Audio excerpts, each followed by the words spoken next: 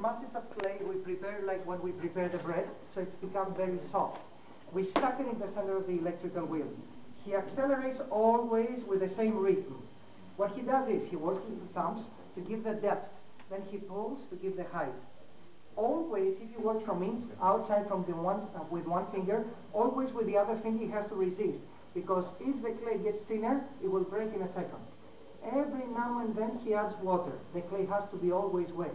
That's why the workshops are always at the basement. If we have it up there, and in winter time it's humid, it's dry, the vases, they dry very fast in 1 hour, and then when we put it inside the kiln, they crack and seams. They have to go very, very easily drawn, like a week or something.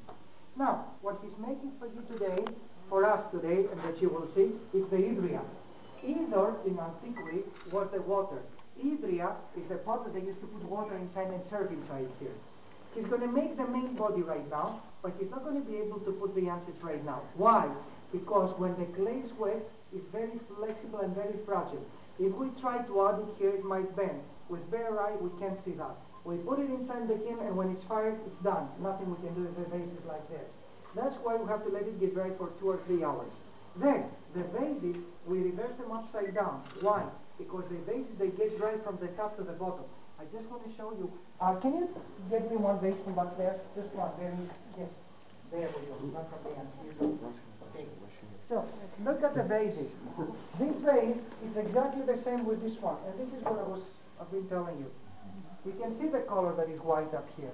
Why? Because it gets dry very fast up there. Then we create small holes, we dig them inside, and we let them like this. So they're equally drawn. Here, it's thinner. Down here, it's thicker. That's why it's so difficult to get dry. And then when we finish that with a, I don't know what you call it, it's a wire that you clean the dishes. Steel wool.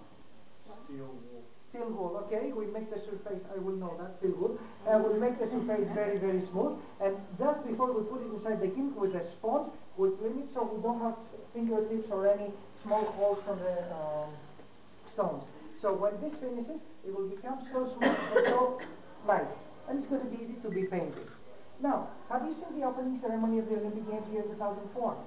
At the opening ceremony, it was a vase with marathon runners. Take a look at this one up there. The broken one. See? These are the marathon runners. And this is exactly what we make. Smaller version marathon runners vases because it sells a lot.